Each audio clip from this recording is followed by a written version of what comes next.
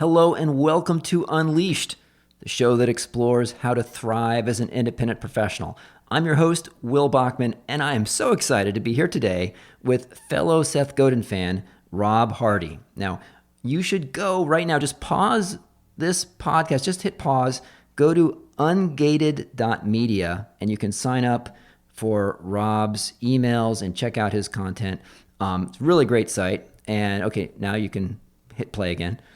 Rob, welcome to the show. Thanks, Will. I'm stoked to be here. So, Rob, there's so much I want to talk about in the episode today. You have ungated the missing instruction manual for 1,000 true fans, referring, of course, to Kevin Kelly's idea of the 1,000 true fans. And I want to talk today about your coaching practice, some of your products. You have some thoughts around how to find your niche.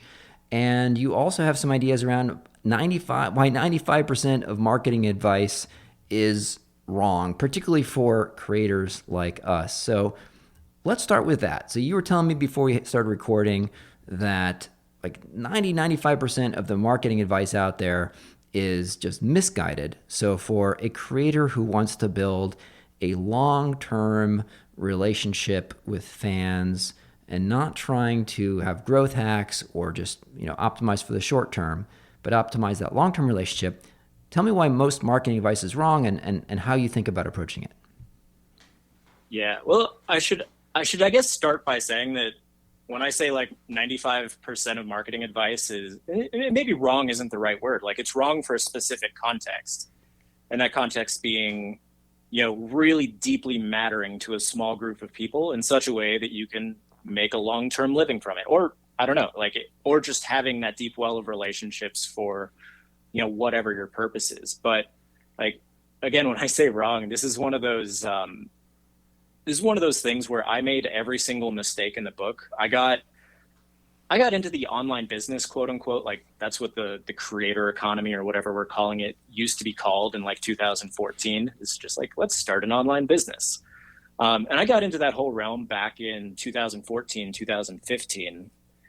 And I bought a lot of the quote unquote best practices that I was learning about from guys like Ramit Sethi, and there's a whole bunch of others.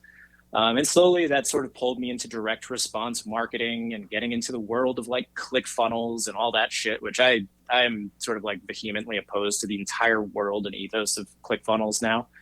So maybe that's a rant that we could go on at some point. But the one thing that I always sort of realized, and I always knew deep down, was that a lot of these, again, quote unquote, best practices, the things that they say, like, this is what works, this is how you get an audience to give you money for the creative work that you've done. So many of those practices never sat right with me. Things like using fake scarcity, fake urgency, using these dumbass, like hyperbolic clickbait headlines and long form sales pages that have like a little countdown timer at the bottom that you secretly know in the back of your mind is fake. And like, there's so many of these little things that I bought into that I didn't vibe with, but I did them anyway because I thought that's just how business is done online. And it really, I don't know, I've had a couple come to Jesus moments over my I don't know, 6 or 7 years doing this now. But there've been a few where I have just like launched something. I've done the work to like put together my fancy email launch sequence, or I've done a webinar, or whatever the tactic of the month is, only to just have the entire thing not really work, have people, like tons of people, unsubscribe for my list, have people say, man, this doesn't feel aligned with you, this doesn't like, this isn't you, you're better than this stuff. And to like know that that is true. So I've sort of been on a journey over the past couple of years to really unlearn a lot of the best practices of marketing online and to figure out, how do I optimize this around my values? How do I optimize marketing when relationships are the goal, when trust is the goal, and again, when building true fans is the goal? Because like, I don't know about you, but like that's what I want out of my life, is like, I don't need to be famous. I don't need to have 10 million YouTube subscribers or an email list or whatever. I don't want to be any kind of mainstream influencer. I just want to make work that deeply matters to me and a small group of people online, whether that's 1,000 people or 10,000 people. But I want to do work that really, really matters, and then market in a way that, like, not only can I sleep at night, but just feels great, and it magnetically pulls those people in instead of coercing them. So that's really the big thing, is like, for my set of values, I realized that marketing the traditional way just wasn't cutting it. It wasn't really vibing with how I wanted to show up in the world. So it's just been a lot of unlearning, a lot of experimenting, and a lot of I guess a lot of trial and error after that, because once you unlearn everything that you thought you knew, like, it's kind of scary, and you just have to kind of go out and grope around in the dark and figure out what actually does work. That's all I got there. Okay, so you are now taking a longer term, relationship driven approach, and you are now offering you have a coaching business of helping creators build that base of 1,000 true fans. Give us just an overview of the process that you do recommend. So, if I was one of your clients, walk me through some of the, kind of the overview of your philosophy around this, and some of the tactics that you do recommend. Yeah. So I am irrationally passionate about niches. And this, I think I might pull back a little bit, and, like, I broadly suspect, and this is one of those things that you can, like, look at a lot of the trends around how the internet is sort of, like, shaping out. And very often we have, like, sort of a power law distribution with a lot of really big dominant players, and sort of what I might call, like, the mass media, the like the high end of online media and culture. But on the flip side of that, the internet is starting to fragment and atomize. People are, by and large, leaving, platforms like Twitter and Facebook. Like, they're still there, but people are veering off into these quote unquote dark forests, places where it's less toxic, it's less aggressive, less I don't know. There's just so much wrong with, like, traditional social media as, like, a global town square. And so people are veering off into these smaller, tight-knit communities where there is a sense of psychological safety. There is a sense of shared identity. There is room to build real relationships and really, like, converge and coalesce around, like, these really tight-knit niche interests or identities or pains or problems or whatever. So my whole thesis of the internet is that, what's happening at the high end with your Joe Rogans and your, like, Mr. Beast and whoever all these people are with millions upon millions of followers, like, that's a game that the vast majority of creators should not even play. Instead, we should focus our sight on the fragmenting internet and find the niche communities that we really vibe with, that we have, like, a deep desire to serve and explore and build relationship within. Because once you identify that group of people that you actually give a shit about and that you want to spend your time creating for and building relationships with and all of that, so much of the noise of the internet just sort of, like, falls away, and it makes it so much easier to market yourself, to create things that are hyper specific, that are worthy of people's attention. Because, like, ultimately marketing comes down to, like, earning people's attention, right? And when you are in this, like, hyper niche context, that problem almost ceases to be a problem, right? It's like, you just create things that are, like, so hyper specific for this group of people who are clamoring for specific media. And just on account of doing that, you have already earned their attention. You have already created something that is worthy of their time and their trust. And that's sort of an entry point into building relationships and all of that. So there's a really long-winded answer to your question, but, like, my whole thing is niches. Like, this is something that's organically happening on the internet, whether we like it or not. But I happen to think that this actually is an opportunity for creators to not have to play these sort of, like, mindless mass market like how can I appeal to as many people as possible games, but how can I appeal to a group of people that I care about by making media that I'm like genuine, like that genuinely stokes my curiosity and that really like lights me up. Yeah. Because I really think this whole niche context is what gives us the best of both of those worlds, where we can build a meaningful tiny business and actually like serve a group of people that you care about, right? Yeah. And Now, and build relationships that are yeah. now you've got a course actually, and I'll tell listeners right now, you got a course, Find Your Niche, right on your website. You can purchase the course. Give us some of the highlights of that, or if we were going to take that course, like and go through it. And this is a big theme on this show. We've certainly, we recently had David A. Fields talk about finding, creating your fishing line, sort of a similar concept. The fishing line would sort of be an exposition or a short statement, maybe of what your niche is. But so definitely big believer here that it's important not to be, I am all things to anybody, but I'm serving someone very specific, finding out what problems do you work on, what clients do you want to serve. But give us your kind of overview of how you would guide someone on finding their niche. Yeah, I love this question, and I should also mention there's an article on the site. It's like 5,000 words long or something like that. That is basically all of the good stuff from the course pulled out. I'm like, one of the values of the whole site is to default to generosity always, and just to give away the vast majority of the good stuff, right? Because it's one of those long-term plays and building trust and actually being worthy of people's time and attention. But the broad overview of the process is that very often creators start with the question like, what is a profitable niche that I could go into?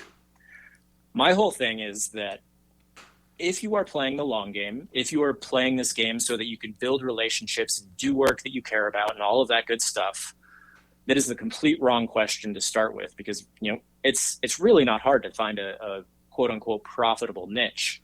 They're everywhere, right? The internet is fragmenting, and you can spot these things popping up literally all over the place.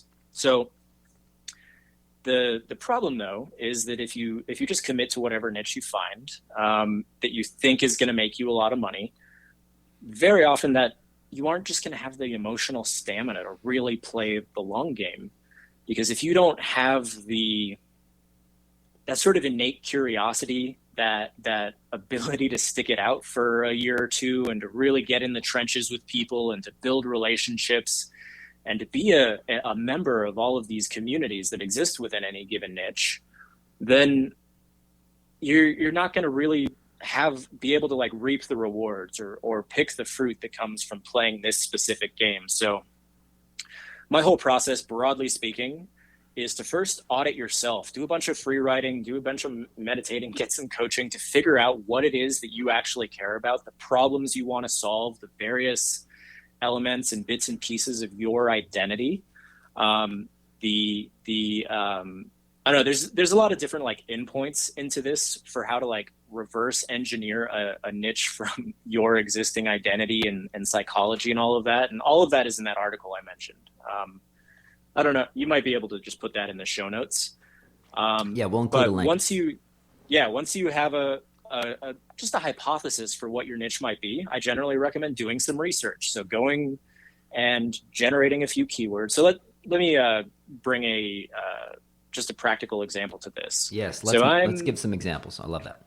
Yeah, I am freakishly obsessed with coffee, third wave coffee, or like just really like high end coffee. I'm kind of a hipster. I have my like pour over and my like little gooseneck kettle, and I grind my beans by hand. It's a whole thing. So if I were to decide that this is the thing that I really want to explore, this is the thing that I feel irrationally passionate about or compelled to just make media about, I would generate a few keywords around coffee. So I might do third wave coffee. I might do, single origin coffee.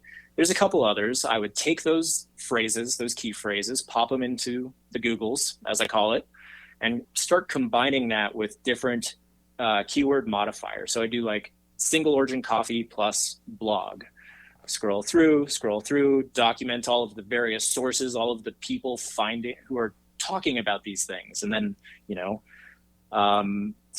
single or like third wave coffee plus podcast or YouTube or newsletter or Amazon or YouTube, and this is a process that I call keyword roulette, and I love that it keyword roulette. is it is extraordinarily tedious and time consuming. But as you go through it, like this is how you uncover the entirety of a niche. And I have a whole process for like documenting everything you find and making sense of all of it and figuring out how big the niche is or making an estimate at how big the niche is. But like this is one of those absolutely foundational pieces for me where not only does it validate that the niche is there, that it's hungry, that people are congregating around these topics and that they're hungry for media, but it also gives me a huge leg up for figuring out the people who I want to connect with and build relationships with. Because like this is one of the most obvious marketing strategies ever. Like instead of having to build your own audience from scratch, very often the best way to do it is to build relationships with people who are already influential, who already have the attention and trust of the people that you're hoping to serve, and to find ways to work together that are mutually beneficial. And by going through this keyword roulette process, what you essentially have is a big ass list of potential collaborators and friends and relationships that you can then pump into a CRM, or you can use it however you want. But this is it's just such a, I don't know, it's just such a foundational thing for me. And the other, I guess, get back to like how you, I guess, like clarify that this is your niche. The other piece that I recommend, because it is such a commitment, it is such a, like something that you really want to be sure that you're going to vibe with these people and you're going to enjoy spending your time on. So once you've validated that it's real, it's there, it's not a figment of your imagination, there is a market here. The final step before committing is just to immerse yourself in it for a while, to jump into the communities, to talk to people, to have conversations, to consume the media. Because if you dive in and subsequently learn that you just despise being here, that it drains your emotional energy, that it just kind of sucks, that's a pretty clear-cut signal that yes, this niche might be profitable. It might be like a really viable business opportunity, but for you as an individual whose goal is to build relationships and create stuff you care about and sort of live this fulfilling existence, it's probably not a good fit. So I'd say like that's the broad overview of the process. I've got some other bits and pieces to it, but so it's audit yourself, make sure that come up with a hypothesis, make sure that hypothesis bears some resemblance to reality, and then immerse yourself in the market to make sure that it is a good, sustainable emotional fit and you actually want to be there over the long term. Can you share any examples of people that you've coached or people that have gone on this journey, and maybe sort of what was their starting sort of area of focus, and what was the niche that they ended up with to help really, make that real for us? Yeah. So this is like you just brought up a really fascinating point, which is that these things always sort of iterate over time. I have a couple good examples of people who've gotten into the weeds only to realize that they hate their niche. Like there was one filmmaker I was working with last year who actually made an entire feature film. This is a many tens of thousands of dollar project. They made it, finished it, and decided that their niche would be people who are interested in polyamorous relationships. He did the research. There is in fact a thriving subculture online that exists around that topic, and only he came to find that so many of the conversations and like the Facebook groups and everything else were kind of toxic, and he didn't want to spend his time there. It was basically a lot of people, complaining about their romantic partners and working through personal drama that just wasn't fulfilling to him. So that was one of those like, oh shit, this hypothesis didn't work out things. And like there's doing this in the context of filmmaking is generally is harder because the economics of filmmaking are so messy. It takes very long to make a film. It takes a year or two to make a feature. There's so many moving parts. But let's see, what else do I have? One of my coaching clients right now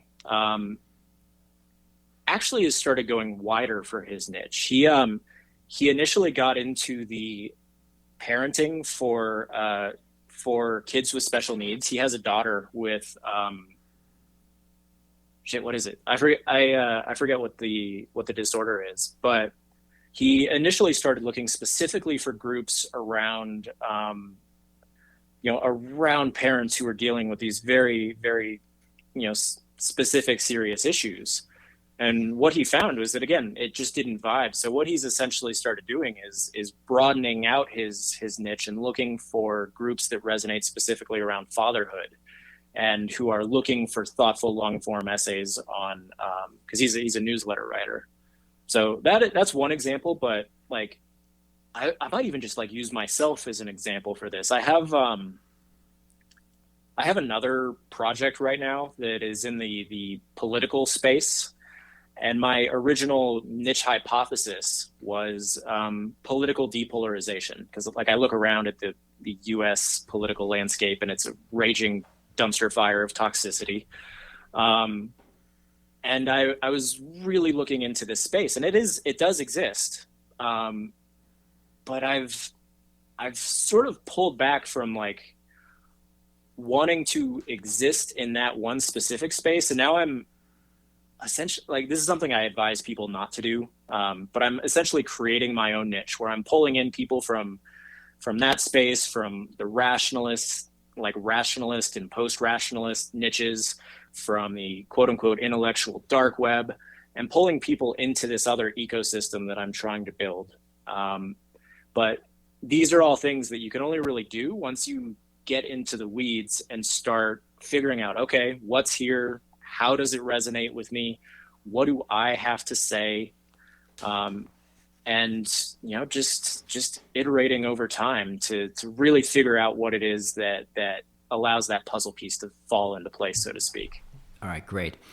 So a lot of listeners of this show are independent consultants, independent professionals, and the kind of your guidance on finding your niche, definitely resonates, right? So rather than doing, because I'm often encouraging people to start some kind of regular content creation platform, whether that's a podcast or a blog or writing LinkedIn posts, whatever, and particularly a newsletter. Whatever you're doing, then a newsletter can support those, right? So if you're doing a podcast, you can send out a weekly email or bi-weekly email, something like that.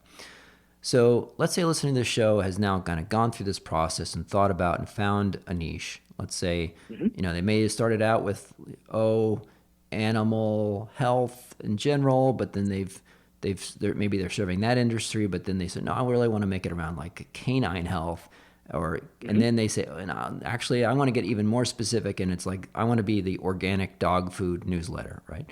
And that's the industry I want to serve. So they've really narrowed it in. So now someone has found their niche, right? Or at least they've identified it. And I love your point about the keyword roulette, of doing the research, finding out what other content is being generated on that topic. So you can start thinking about who might you want to have a guest on your show or a guest on your podcast or someone you want to interview. So you've done that research. Talk to me now about some of the tactical recommendations you have for someone who wants to, let's say create a newsletter, right? In terms of any specific tools you like to use, any about ways to go about it. Typically, and it was a rambling question, but typically, people that I know will, some other consultants will start a newsletter, mainly just send it to their just existing clients, or maybe if they connect with someone on LinkedIn, they'll add that person perhaps. But maybe there's other ways to think about building an audience or getting known in a space. So for a independent consultant who's identified the niche that they want to serve, what are some of your tactical tips on where to go from there? Yeah, there's so many places that we could take this question, but like let's hone in on the newsletter example because I guess it's a pretty common thing to do these days. Although, like one thing like you almost certainly know this as like a guy who's been running a podcast for a long time and has a shit ton of episodes. There are very few things that are as efficient and kill as many birds with one stone as starting an interview podcast where you can use that as a pretext to go out into the niche and interview people that you want to build relationships with anyway. And then you can use that as content. Like it's such an efficient, beautiful thing. But I don't know, let's pull back and just talk about newsletters. For starters, generally speaking, you have to start by doing things that don't scale, like reaching out to some people one-on-one who you think who might ideally might actually vibe with this thing that you're talking about, right? So if it is like the organic dog food newsletter, ideally you find people who have dogs in your life or who have dogs and who have this sort of like predisposition to think about health and nutrition and all of that, and get them on board early. But from there, and this is really where the real grind starts, because the growth of these things is often much, much, much slower and more tedious in the early days. The the I guess there's so many things you can do. Like you can run Facebook ads to it. You can do whatever. My preferred approach is taking the organic sort of immerse yourself in the community approach. So I would look for communities of dog owners online. I would look for newsletters that I could, get into, or like podcasts that I could be interviewed on, YouTube channels that I could be interviewed on. In these communities, I would start having conversations with people talking about these things around organic dog food. All the while, very likely having just a very simple, specific landing page set up with a clear call to action and a clear value proposition that makes it like 100% unambiguous, like what this is and who it's for. So it might be something along the lines of like, I send a weekly digest that is for dog owners who want their pups to thrive because they're eating organic food. Like that's a really shitty example, but like you get the example. Like you wouldn't necessarily, like you couldn't look at that and have any sense of like, oh, I have no idea what this is or why I should care about it.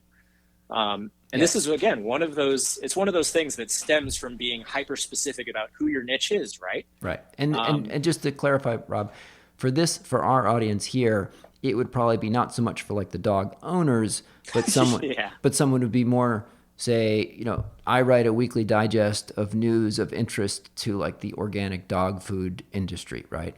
So it'd be yeah, sort of people in that industry who are manufacturing it or selling it or retailing it or making the raw ingredients or whatever, right? yeah, So you have a landing page that's super clear, and then easy form to sign up to join the newsletter.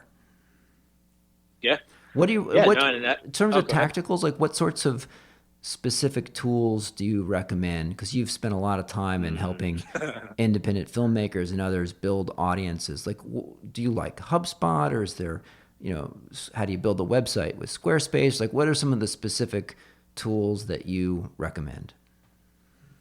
Yeah, I have many opinions about this, and I'm sort of coming around to the view that it very much depends on your values and what you specifically care about. Because like any set of tools you choose is going to come with some benefits and some trade-offs, and it's really up for you to wait around in that complexity and figure out like what makes most sense for you given what your objectives are and given what your specific values or priorities are. For me, I email marketing.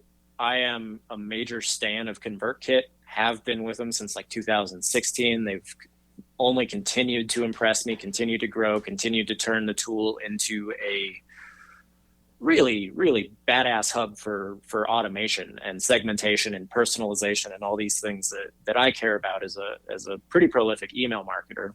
Um, but again, like if your goal is to find a couple high ticket clients, or like if you are in this consulting range or like the consulting game, something like HubSpot might very well be a better option. And I haven't spent much time in HubSpot to know exactly what it does, but like you might want something that traditionally acts more as a CRM and then layers on all of these additional messaging, tools on top of that. Hmm. Because like ConvertKit for like everything that I love about it is not a CRM. Like it doesn't really give you like you can create all sorts of custom fields and whatever, but like if you really want a CRM, it is not the tool to use. So that's one thing. For websites, I have used Squarespace. It's pretty good. It's fine. Does the job. I recently took a like I don't know. There's obviously WordPress. I have nothing but hatred in my heart for WordPress, despite the fact that it powers like 27% of the internet or whatever. Like I find it extraordinarily clunky and slow and unintuitive, and on the fact that there are so many different components that you need to bring together between hosting and security and all the plugins and a theme, all of which sort of act independently of each other. There's so much room for like entropy and breakage and just like mayhem and chaos over time that I just can't. I don't do it. But right now my big thing is Ghost. I love Ghost. I use it for 3 different sites now, but primarily that's because it's simple and it just allows me to write. It doesn't give me the leeway to go in and like tinker with a bunch of design options or whatever. Like once I get it set up, the only thing you can really do with Ghost is publish and send newsletters and things like that, which for a master procrastinator and overcomplicator and relentless tinkerer such as myself, that is a much healthier option. It gives me healthy constraints, and it's also just a lovely way to publish. So I don't know that I really answered your question other than to say like it's complicated and everybody needs different tools for different reasons, but yeah. Okay, so I'm not familiar with Ghost. So that is a tool for like creating a blog and also a newsletter, or what is Ghost exactly? Yeah. Well, are you familiar with Substack? I'm familiar with Substack. I subscribed a few there. Yep. Yeah.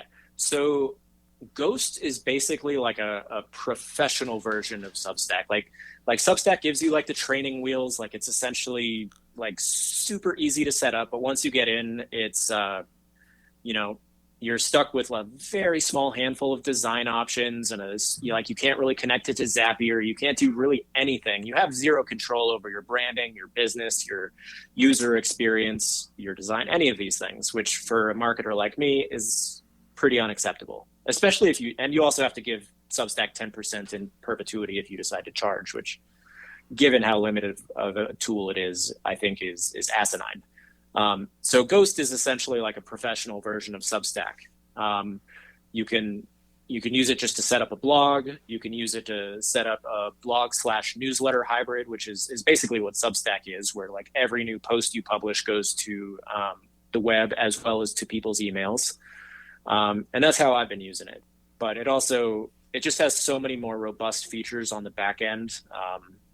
And on the fact that you can connect it to Zapier and whatever else is highly extensible and just an all around better option for, I don't know, anybody who's serious about writing and publishing and wants to build a business around it. Like, Substack might be fine, like starter wheels or like training wheels or whatever, but like Ghost is where it's at for like a long-term tool that will grow with you and help you actually get to where you want to be.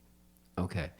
So that's what you're using to where you do some of your writing, and you can have it's easy to sign up. It has a sign up tool, etc. If people want to. Now you mentioned Zapier a couple times with Ghost. Like, how are you using Zapier? Like, what sorts of integrations would you do?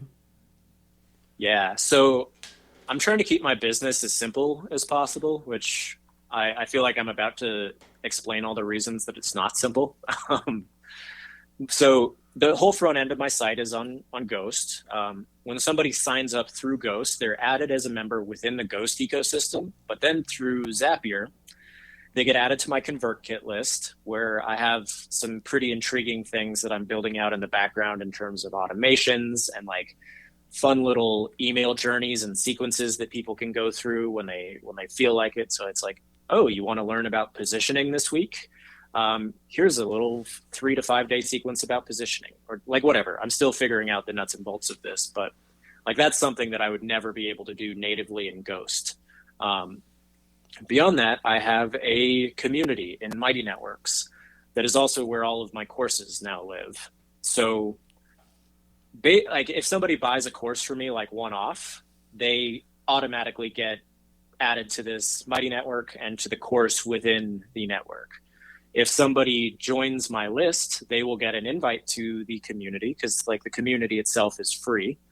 And if somebody joins as a paid member of Ungated, whether annual or lifetime, I have those two options. They will get added to specific areas within the Mighty Network. So those are really the three tools for me at this point: is Ghost, ConvertKit, and Mighty Networks. And depending on what action somebody takes on any given any given point in my site or in my creative universe, so to speak, I have Zapier doing all sorts of intriguing shit in the background. Okay. What are some of your tips to make content more shareable? So make it more likely that recipients are going to want to forward it on to somebody else and say, hey, check out this podcast, blog post, white paper, YouTube video, etc. Mm. That's a really good question. And I think the really, really unsexy answer to that is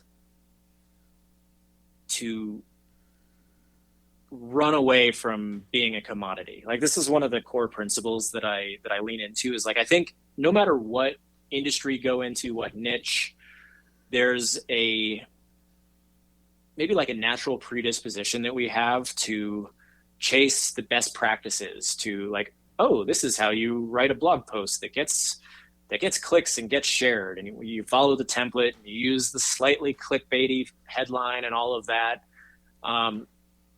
And to my mind, like, the more you rely on best practices and the more you sort of do what everybody else in the niche is doing, the less fundamentally shareable it is. So there's to bring this back to Seth Godin, who you mentioned at the very beginning, like, he has a phrase that has really, really stuck with me recently.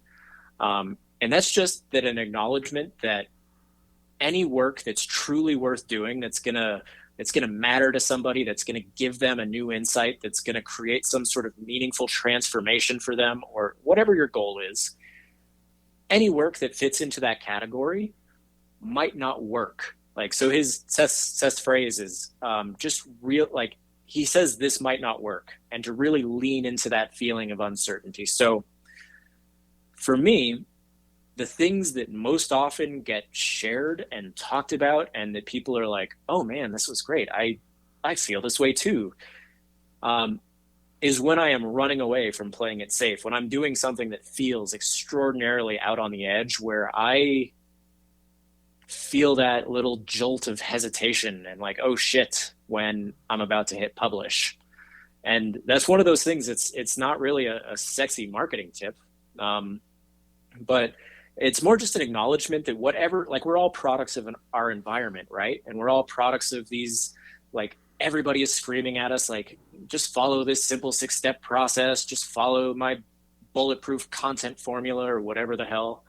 And the more we buy into those types of frameworks, the more unremarkable our, and like, I mean that in a very fundamental sense, like, unremarkable, like our work will not be worthy of being remarked upon when we rely on best practices. So there, for me, like, the thing that I have discovered over and over is that when I lean into an edge and do something that is a little bit scary and uncertain, that's when people actually talk about things and share. So yeah, it's not a very sexy tip, but it's the one that I keep coming back to, and I'm trying to lean into more with my business, because again, there are a million people in the creators creating for creators niche, or whatever you want to call this space. The meta creator niche. Yeah. Tell me a little bit about your coaching practice. Yeah. So this is something I'm making up as I go along right now. Like, I don't know where to even start with this. I've been doing sort of like high ticket coaching and consulting, largely in the filmmaking space for years. And it has always been extraordinarily difficult for me. I thought I needed like to really master the art of sales calls and to have really finely tuned um not like messaging campaigns and like application processes to pre-qualify people and like all of these things. And when I jumped into the new like Ungated business a little over a year ago, less than a year ago, what is it now, May? I don't even know, man. Time makes no sense. But I'd say about 6 months ago now, I was talking to somebody just on a random whim, somebody I met who is now one of my clients. And what he said was essentially, man, it would be really cool if you had a bunch of case studies on your site, like really good, meaty, long form case studies. And it got me thinking about offers that I could create where that would be the natural byproduct of me working with people. So without doing any of this like tedious over planning that I'd done in the past, where I really dialed in an offer and like all these funky processes and whatever, I just sent out an offer to my list that was like, it was like 100 people at the time because I had just gotten started. And within a few days, and like the basis of the basics of the offer was like, you and I worked together for a year. I, we help you with all of these like really nitty gritty, unsexy things that help you get to where you want to be, where you're building deep relationships with your fans, where you're creating content that satisfies the hell out of your niche and all of that. And in return for doing this for quite a bit less than I would normally charge for a year of coaching and consulting or whatever, I'll do it for a reduced fee, but you have to document what you're doing every single month. And we are going to essentially start piecing together these long form case studies where like somebody can come to the site and like say, so there's this guy Lyle that I'm working with, who is the guy who's writing the newsletter about parenting and whatever that I mentioned earlier. Like I want a newsletter writer to be able to come to this and like say, oh, Lyle started at 400 subscribers at the beginning of 2020, and oh man, he had a few really rough months where the growth was really stagnant. He was trying things, he was trying to get on podcasts, and nothing would seem to move the needle. But oh, look at that! Somewhere around June, things really started to tick up, and oh, look, by the end of the year, he has 5,000 subscribers. So I think the main motivation for me was really to help people to help more creators realize what the long game looks like. I wanted to create these case studies that actually demonstrate what the long game looks like, because so many of us are seduced by these stories of overnight success, like this one simple trick will double your conversion rate or whatever the hell. So that's kind of where I'm at with this coaching practice. I think I have like 12 clients now who are all doing this sort of deep work, this deep foundational work around like identifying niches and creating stuff and iterating on their positioning and creating content and all of that, and just documenting the process and showing how slow it generally is in the early days. But that's the thing, right? Is this foundation that you build early on. Like there's so much happening beneath the surface that like once that I don't know, that seed sort of germinates and sprouts out from the soil, like it becomes pretty powerful. But a lot of creators give up in that early stage where it feels like all the work you're putting in really isn't paying off. So yeah, I don't know that was a great answer to what I'm doing with my coaching right now, but like it's just amazing that it came about organically to me. Like it's something I'm experimenting with this year, is trying to be a little bit less rigid, trying to, I don't know, not meticulously plan everything, and to, just run a lot of little experiments and see how they go. And man, let me tell you, it's such a freeing way to live compared to how I had been before. It's such a freeing way to run a business and to get useful data about what you're doing. Because I don't know, I don't think I ever would have run a coaching program like this were it not for the fact that I was like open and curious and playful and just like iterating on things in real time. So yeah. I love that. I love the way you're building that coaching practice. And I would be so curious to see you kind of build on your filmmaking training to turn some of those into like to capture some video along the way, maybe interviewing your coaching subjects along the way, and be able Mm-hmm. to make some kind of video at the end that strings them all together with some sort of stop action progress, right, Yeah, yeah. along the way, like No, a documentary it's style. it's funny that you bring that up because like just in the last few days I've been like, you know what, I should probably start a YouTube channel. And yeah, it gets me thinking like, yes, I want to share ideas and share I don't know, just all of these tactics and strategies and ways of thinking and whatever. But like this is another great kind of content. Like just something that I'm already doing that screw it, let's just hit record on our next Zoom call Yeah. and add that as content. And it's like this is the real shit that nobody is ever really talking about that is kind of becoming my brand at this point, right? Is like I'm the guy who's going to tell it to you straight, who's going to tell it to you like who's going to be upfront with you about the fact that doing the creator life, whatever that happens to mean to you, is never going to be an overnight thing. There's going to be so much self-doubt and uncertainty. You're going to try things that don't work. You might go through months at a time where you're working your ass off, but the needle doesn't seem to budge in any kind of meaningful way. Like that's how it was for me. That's how it's been for kind of the past year as I've kind of started over with Ungated and tried to build it from scratch. But like it's finally to the point where it's really picking up and people are starting to talk about it. Yeah, man, it's really good stuff. That is fantastic. Well, I think that would be really cool. A YouTube channel that lets us follow the progress of these folks as they go along in real time would be amazing. So, Rob, we mentioned it at the beginning, but certainly one link is ungated.media for people that want to check out your site. Any other links that you'd want to share? Oh goodness. So I have like this might be completely contrary to the context of this conversation, but I mentioned my political site where I'm sort of exploring what it means to be like a responsible citizen in a world that's gone kind of insane. So that website is citizenwithin.com. And there's a newsletter and a couple other things that I'm doing there that is really just about exploring and figuring out how to be more thoughtful and curious and non-dogmatic and non like outright ideological about everything that's going on. So that's Citizen Within. What else? And I have a site called Filmmaker Freedom that I've been running for years that I kind of ignore now, but it's still there. There's still courses. People still find it organically. So if you happen to like making films and really want to get into the weeds on how to self-distribute, Filmmaker Freedom is pretty rad. Fantastic. Well, Rob, thank you so much for being on the show today.